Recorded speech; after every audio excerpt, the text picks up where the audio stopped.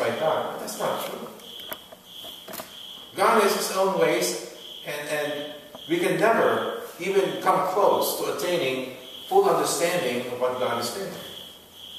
Again, His ways and thinking is definitely different from ours. The Bible even says, what is stupid to God sometimes will be so genius to us, or vice versa, right? What is considered so bad by God may be so good to us, and vice versa. Those things happen. You can never understand that fully. There's no absolute full explanation of that. I have read tracts written by theologians of the church saying that's the bottom line they say. No one has full understanding of all these things that happen. But that's what the Gospels say. Okay? Please get your materials. October 5. Jonah, he did not want to forgive the Ninevites.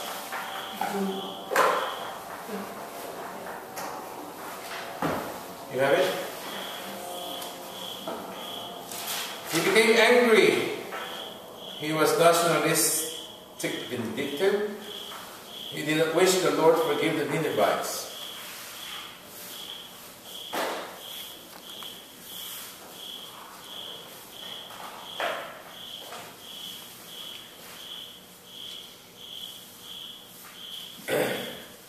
In one word, Jonah chapter 4, forgiveness. Forgiveness. Jonah chapter 4, 1 to 11, forgiveness. Psalm 86, God's mercy and grace. Again,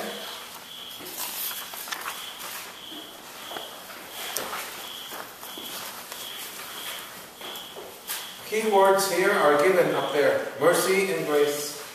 God's mercy and grace. The Gospel of Luke 11, 1 to 4, the Our Father. Again,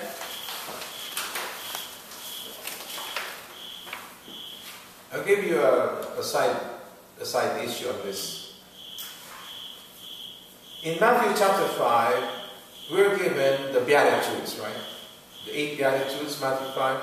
And then in Luke chapter 6, Luke is giving us the Beatitudes as well, but less. Now the same thing here. In Luke 11, Luke is giving us the Our Father, but shorter. A shorter version of the Our Father. In Matthew chapter 10, we have given the complete, the Our Father. So what's being said here is this. You ready? Matthew is one of the 12. Matthew is a what do you call this? A first-hand account. He was actually the one listening to the Lord. But Luke was not. Luke was a second-hand evangelist. I'm not saying second class. I'm saying second-hand. They're all first-rate. Remember, this is the Word of God. So Luke, just like Mark, they're both first-hand. No, not first-hand. First-rate. First-rate accounts, but second-hand. Second-hand means they did not directly listen to Jesus Christ. Somebody listened to Jesus, and that somebody told him to write. You understand? So his accounts are generally shorter. Luke's and Mark's accounts are usually shorter than Matthew's and John's. Very simple explanation. John and Matthew were both among the 12. Mark and Luke were not. Then you can read this.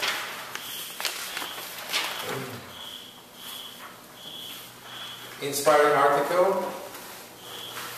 Why God terrifies me. Okay, I was talking about this, John. Look at the inspiring article. God is so good, huh? God made me put this here. Look at the inspiring article, please. Why God terrifies me. Look at the second line. A Japanese girl asked why God allows people to suffer. You see it? I ask myself the same question the Pope says. We don't have the answers. Remember, this is the Pope talking. But we know that Jesus suffered as innocent children suffer. So even our Pope admits that we can't fully understand why God allows this. It seems that God's actions in some real sense are open, inscrutable. So St. John of the Cross was a saint who knew this as well. Like a blind man, he must lean on dark faith, accept it for his guide and light, and rest on nothing on what he understands, tastes, feels, or imagines. That should be highlighted. That's the response of the Pope to the Japanese girl. Why do people suffer? That's why I included it here.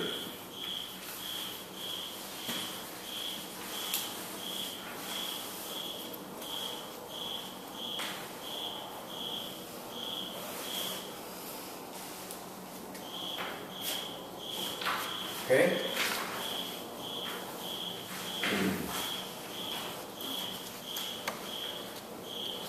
Quote for this week. Be ashamed when you sin, not when you repent. St. John Chrysostom said this. It is not when we fall, it's getting up each time we fall. Beautiful.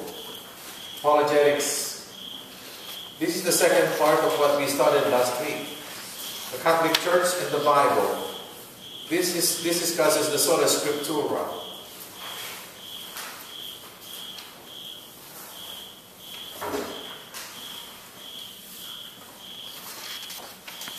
Okay, third paragraph. The first book of the New Testament was not written until the late 40s, at the earliest. You know what it means? About 18 to 20 years after Jesus was crucified. And that's the first book of the New Testament was written. The bottom line here is Jesus never asked anyone to write anything down. I said that before. Remember that? Jesus never asked anyone to write anything down. So how can the Protestants profess that we should believe only what's in the Bible when he didn't ask anyone to write anything down? St. John's Gospel was not written until the 90s or even later. And there was not a definitive list of books accepted as sacred scripture until 300s. Remember Pope Innocent I in the 4th century. The Protestant reformers removed portions of the Old Testament, held by the Church to be part of the canon for centuries. Where did they receive that authority? Martin Luther even wanted to remove James and the Apocalypse. Did you know that? Martin Luther, the first reformer, he wanted to take out the book of James.